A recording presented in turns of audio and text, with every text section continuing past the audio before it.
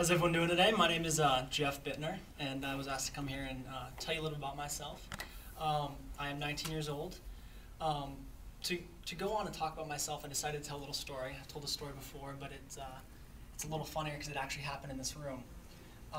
It was probably 6 or 7 years ago, and I was the American Heart Association Red Cap spokesperson. And I was coming here on that day to give a little speech, and me and my family was going to come up and tell a little about my story and what happened. And I remember it was a very exciting day. I got to meet a lot of different people, and I knew I was going to be the center of attention. I was going to get to meet Ron Hoon, which is very exciting. And I remember coming up here as a child, and I just kind of came up here and I said, my name's Jeff Buettner. I like to play chess. I'm just a normal guy. And I remember standing up here and looking at everyone, and I was just smiling. And my mom and dad had prepared a little speech to give everyone, and I didn't really know what they had planned, but I knew it was going to be something definitely interesting, and it was something that I was going to look forward to hearing as well. My mom and dad both got up here, and my mom, she's a little emotional, so I know she was going to have a hard time, but my dad's usually a very strong, calm, cool, collected individual. Anyways, they both get up here, and they've written multiple pages about what they wanted to say, and my mom's going on about the different heart surgeries I've had, and she talked in depth about when I was born and holding me as a child, and within minutes, the doctors just swooping me away. I had to have procedures done right when I was born, and at that time I was 12 or 13, and at that point I had over 5 heart surgeries, heart-related surgeries. And she went into depth about those, and it was very touching. But the thing that got to me the most was when my dad came up, and he was right next to her the whole time, and he wasn't as calm, cool, and collected as I thought he was going to be.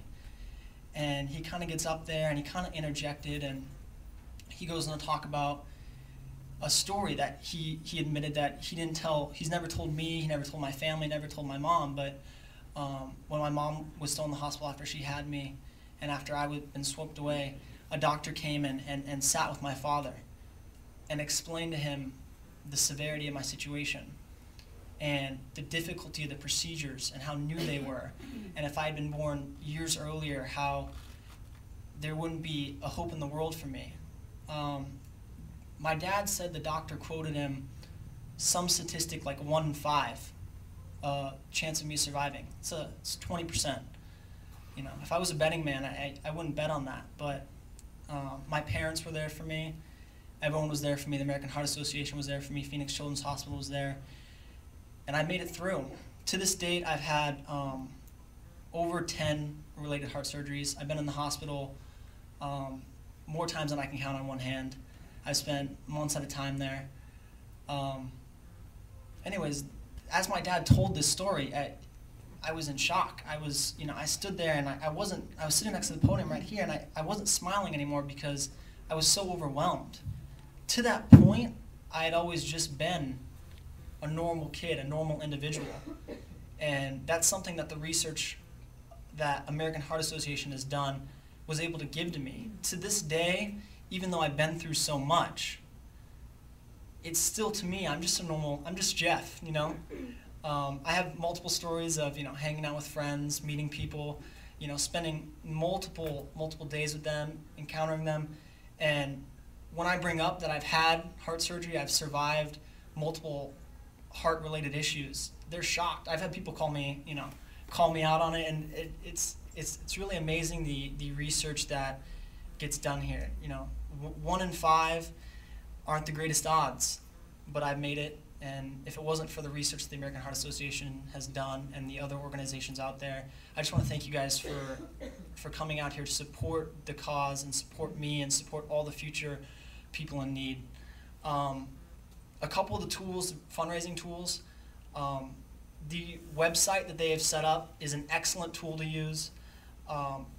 It's great email these days. You can send out an email to all your friends, family, put the link on there. It makes it a lot more convenient. I've done it where I've sent out letters to different businesses, and it makes it really convenient to just have a website for them to go to. My fundraising technique is you just got to talk to anyone and everyone that'll listen.